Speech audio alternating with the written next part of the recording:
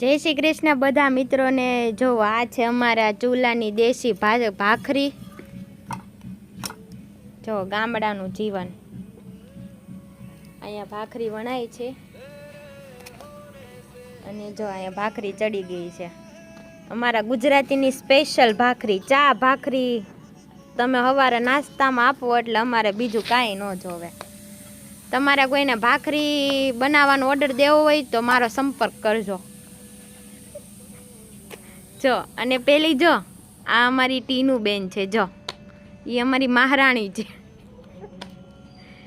જો આ ચૂલા ઉપરની દેશી ભાખરી જોઈએ તો ઓર્ડર કરજો, મને કોમેન્ટમાં કહેજો કે અમારે જોઈએ છે એમ। જો અહીંયા મેડમ વણે છે ભાખરી। જો આ ભાખરી થઈ ગઈ છે અને આ ભાખરી પણ થઈ ગઈ છે। જોવો